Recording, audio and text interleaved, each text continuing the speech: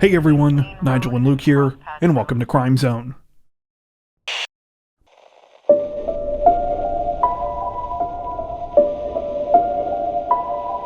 Representatives from the Florida Department of Justice say that a 54-year-old suspected healthcare fraudster has been successfully taken into custody this week after he allegedly tried to flee the country on a modified jet ski.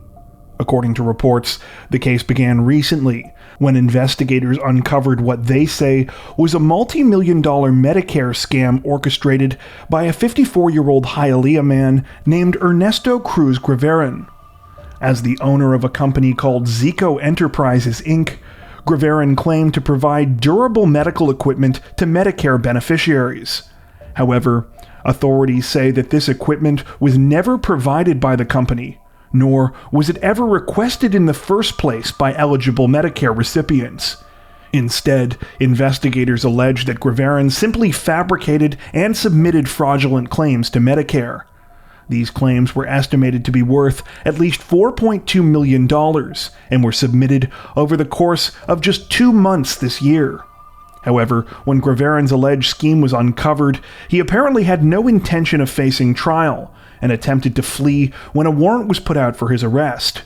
After modifying a jet ski so that it could travel longer distances and grabbing food, water, and other supplies, Graverin took to the ocean, planning to travel the roughly 90 miles from Key West to the shores of Cuba.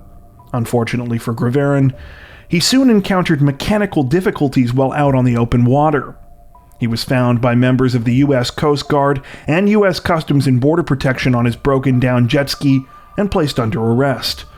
At the time, the 54-year-old was also said to be in the company of a suspected human smuggler. At the time of this recording, Graverin remains in police custody and has been ordered to be held without bail in Miami until his trial.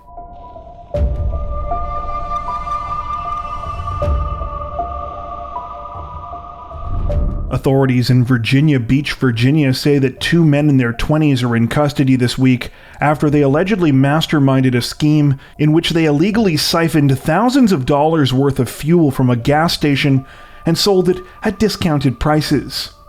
According to reports, the incident began sometime on June 14th, when officers from the Virginia Beach Police Department received a call about suspicious activity at a Citgo gas station located on the 1400 block of North Great Neck Road.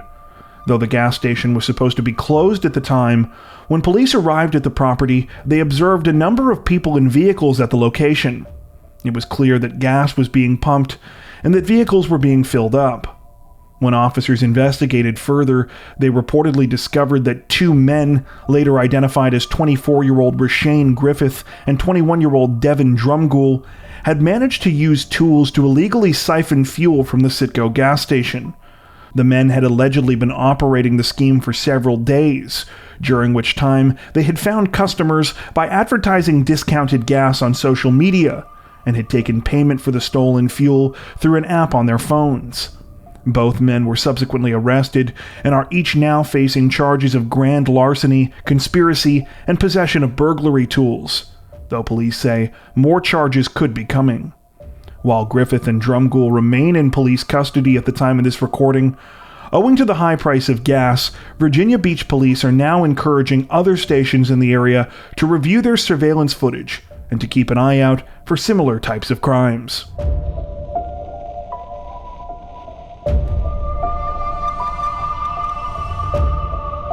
Authorities in Hillsborough County, Florida are praising the actions of a quick-thinking Good Samaritan this week after she intervened in a situation that didn't feel right to her and allegedly thwarted an attempted kidnapping. According to reports, the situation began at around 6 p.m. on June 12th, when 2 girls under the age of 12 left a restaurant called Cherry's Bar and Grill in the community of Fishhawk. The girls were heading through the park square when they encountered a strange man who began to follow them, later identified as 37-year-old David Daniels. Daniels eventually caught up with the 2 girls, telling them that he was going to, quote, supervise their way home. As the 2 terrified girls continued on their way, Daniels allegedly became increasingly more aggressive towards them, at one point allegedly striking one of them in the head multiple times. The victims were unsure what to do and believed that they were being kidnapped. The harrowing situation continued until the girls passed a local church, where a woman was standing outside. Upon seeing Daniels and the two girls, the woman immediately got a bad feeling. Further red flags went up when one of the girls turned towards her and appeared to mouth something, which she thought was, quote, "Please help me. This is not my dad." That's when Daniels reportedly put his arm around the girl's neck in a sort of headlock and whispered something in her ear. Deciding she had to do something, the woman at the church engaged Daniels in conversation, hoping to delay him for a while so that she could figure out what was going on. Daniels claimed that he and the girls had just moved to the area and that they wanted to help out at the church. Unconvinced by this story, the woman invited the girls into the church while continuing to talk to Daniels. Pretending to play along, she asked him where he had moved from, to which he apparently replied, "I'm not really sure." Though Daniels eventually walked away, the woman at the church was able to call police, who were able to track him down and place him under arrest. The girls, meanwhile, were able to stay at the church until they could be safely taken home. According to other reports we came across, this is apparently the second disturbing incident involving children that Daniels has been involved in the last couple of weeks. Earlier this month, he also allegedly followed a young girl at a park in the city of Foley, Alabama, though because of the details in that case, he was only charged with criminal trespassing and public intoxication. He was reportedly bonded out of jail by his mother the following day, before being taken to Florida for psychiatric help. This week's incident happened upon his release from psychiatric care. In connection with this incident, Daniels is now facing multiple charges, including false imprisonment of a child, and is being held on $104,000 bond. As for the Good Samaritan, who may have prevented a much more serious crime from taking place this week, she has apparently asked to remain anonymous. She said that she does not want any recognition for her actions and that she doesn't consider herself any kind of hero. Rather, that she just did what she hoped anybody would do for her own children.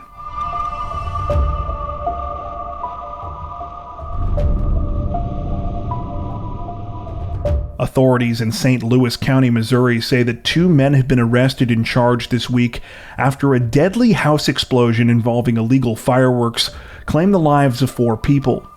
According to reports, the incident began at around 1:20 a.m. on June 17th, when residents living on Parker Road, just east of the town of Blackjack, heard a terrifyingly loud noise.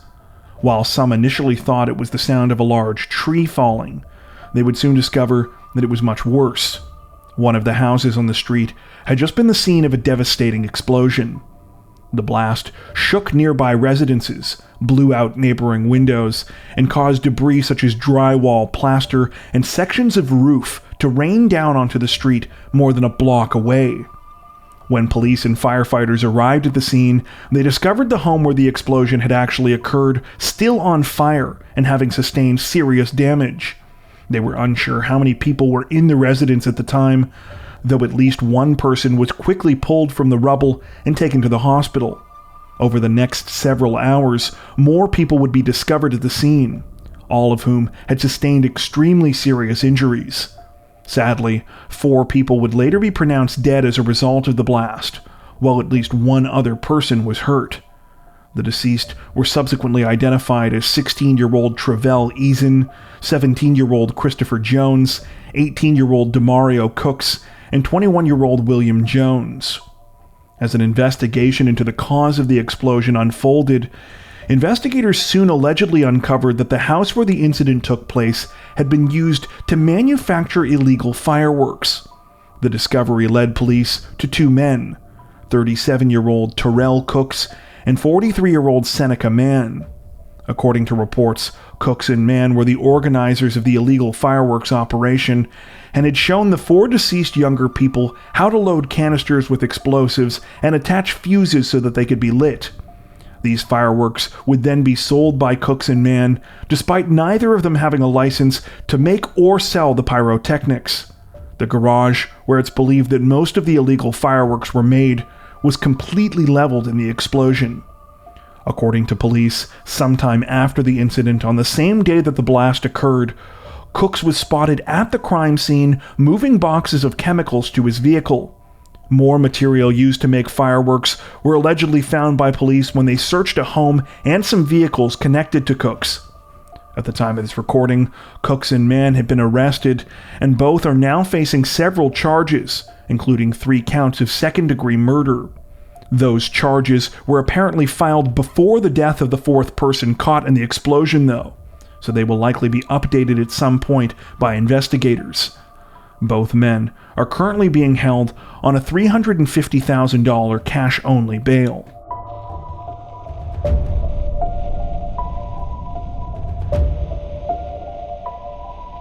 Authorities in Austin, Texas say that 4 suspects have been arrested and charged this week after they allegedly committed a series of armed robberies throughout the city. According to reports, the 4 male suspects were responsible for at least 9 armed robberies that took place starting on June 10th, which were carried out in a number of different locations spanning from downtown to North Austin. In each case, the suspects allegedly traveled to the scene of the crime in a single vehicle, with each of them looking out for potential targets. Once a victim was decided upon, one of the suspects would get out and approach them with a gun, pointing the weapon at them and sometimes pistol whipping them before demanding their belongings. After that, the suspect would rejoin his accomplices and they would look for additional victims. 3 of the suspects have since been identified as 18-year-old Paul Rossum, 18-year-old Andre Harris, and 17-year-old Jalen Reed. The 4th is said to be a juvenile who has not been publicly identified due to his age, though it has been reported that he was recently released from custody with an ankle monitor on May 27th before cutting it off 2 days later. According to reports, the men's crime spree finally came to an end on June 14th, when they decided to target a man and woman who were walking into a local shopping mall. After pulling up in their vehicle, Reed allegedly got out and approached the couple, demanding that the man hand over his backpack. After taking the bag, Reed began walking back to the getaway car while pointing his gun at the female victim, until the male victim pulled out a weapon of his own and began firing at him. The man fired several shots towards Reed and the vehicle full of suspects, before hitting Reed in the right leg. Though the suspects initially managed to flee the scene, they didn't make it very far and were arrested by police a short distance away. Reed was also taken to a local hospital to be treated for his gunshot wound. At the time of this recording, Reed, Rossum, and Harris have all been charged with aggravated robbery with a deadly weapon. It's unclear what, if any, charges the unnamed juvenile suspect is currently facing, though authorities say more charges against all of the suspects are expected.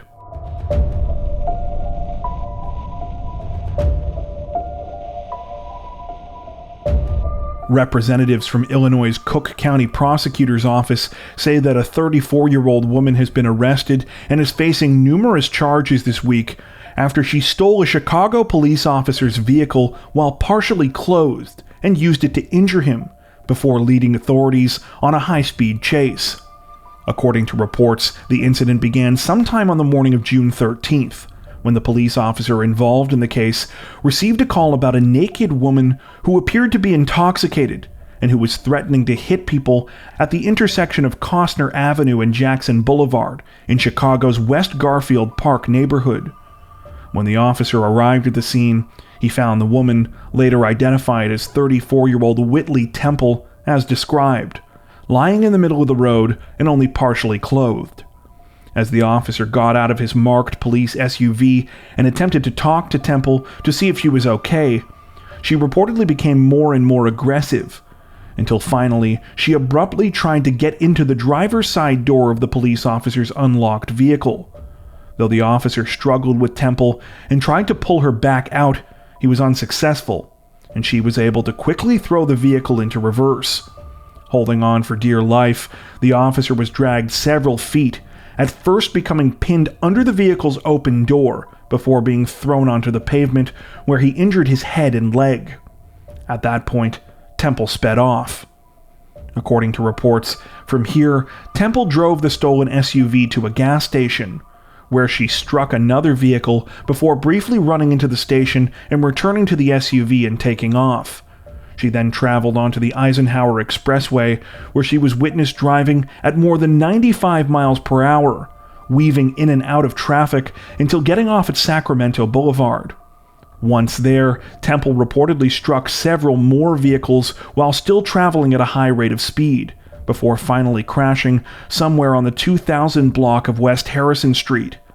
Still only partially clothed, she allegedly climbed out of the stolen SUV's window and proceeded to lead police on a brief foot chase before being arrested. According to additional reporting we were able to find on the story, Temple had already been involved in a number of other crimes that morning prior to the incident with the police officer, and was witnessed acting strangely. Multiple people said that they had seen the 34-year-old run from her home naked, firing a gun at them before taking off in her own vehicle. She reportedly crashed into several other cars before putting on a pair of shorts and abandoning her vehicle, after which she had the encounter with the Chicago police officer.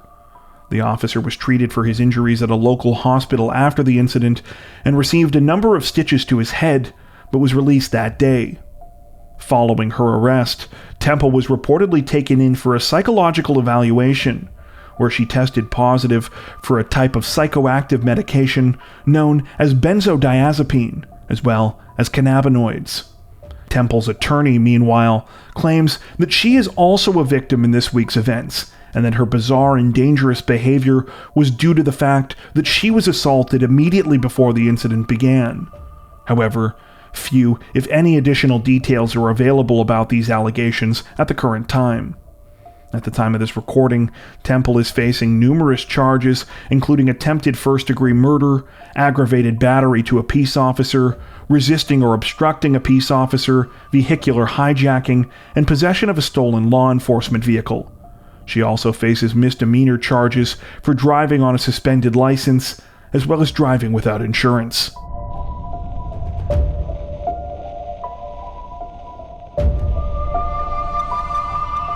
Authorities in Vestavia Hills, Alabama say that 3 people are dead this week and their suspected killer is in custody after a man opened fire on elderly attendees at a local church event.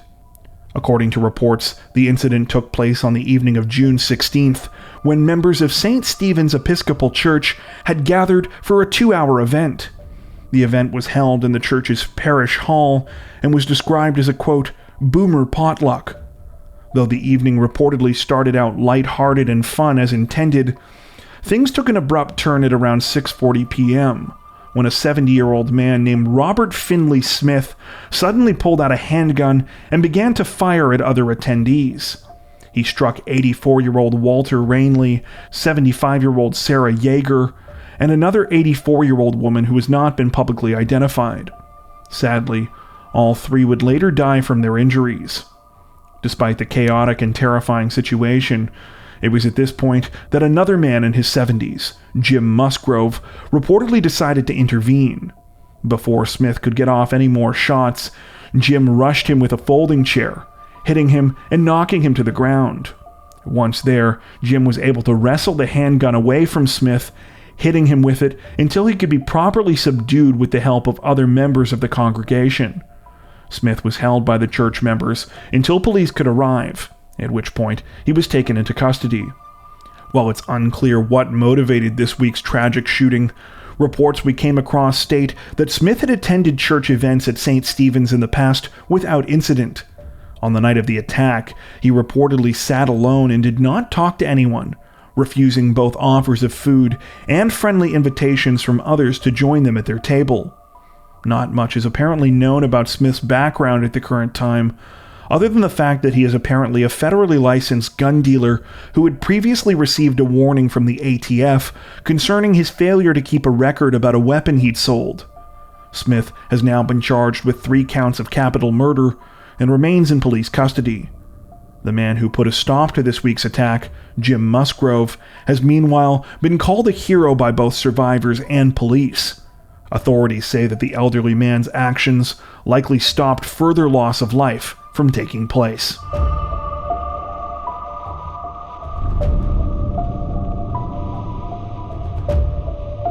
This week, authorities in Milwaukee County, Wisconsin announced a tragic update in the case of a missing 70-year-old local woman, saying that they were no longer treating the situation as a disappearance, and that the case was now being investigated as a homicide. According to reports, the incident began more than a year ago, in April of 2021, when 70-year-old Sandra Eckert was reported missing by her daughter Kelsey after she failed to show up for an Easter brunch. Further investigation soon revealed that the 70-year-old had last been seen at the end of March, between the night of March 26th and the early morning hours of March 27th. The first sighting took place at around 11:30 p.m. at her home in the city of Franklin, where Sandra left following an argument with her husband, Wes Eckert Sr. At approximately 3 a.m. the following morning, Sandra was spotted by police driving her gray 2005 Dodge Stratus in the neighboring city of Muskego. However, authorities did not pull her over because it was not known that she was missing at the time. Since then, no sign of Sandra or her car has apparently been found. In the wake of Sandra's disappearance, attention reportedly turned to her husband. These suspicions appear to be shared by Sandra's son and daughter, who said at the time that they believe that their father could be responsible for her disappearance. As evidence, they point to the argument that the couple had ahead of Sandra's disappearance, as well as their claims that Eckert has, quote, not assisted in the search in any way. For his part, Eckert has denied any involvement in the case, saying, quote, some of my kids think I did something. I didn't, and I didn't hire anybody to do anything either. Eckert further claims that on the night of Sandra's disappearance, it was she who was the aggressor behind their argument. According to him, the situation unfolded after Sandra discovered that he had been left a smaller portion of his late mother's will than his sister's. Eckert said he didn't mind this and thought it was fair because his sisters had taken care of their mother in her final years. But Sandra wanted him to legally contest the will in their favor. When Eckert refused to do this, he claims that Sandra got dressed to leave the house, grabbed several $1,000s in cash, and said, quote, you'll hear from my lawyer, before taking off in her car. Eckert says he believes that Sandra got into trouble sometime after leaving because of the large sum of money she was carrying with her. Whether there is any truth to this story has yet to be determined, as at least as far as we could tell, police have not publicly offered any statements about Eckert's version of events. As part of their statement this week, they did announce that they now have 2 persons of interest in the case. However, they have not identified them by name. Instead, police have only said that they searched a Waukesha residence on June 7th as part of a search warrant in connection with the case relating to first-degree intentional homicide and hiding a corpse. What police found during this search, as well as multiple previous searches of Sandra's home, remains a mystery at this time, though, and currently, authorities say that no one is being held in custody. At the time of this recording, the situation is still under investigation. That's it for this edition of Crimes of the Week. If you enjoyed our video, don't forget to like and subscribe to Crime Zone for more true crime content like this, making sure to hit the notification bell to stay up to date with our latest releases. Thank you for watching.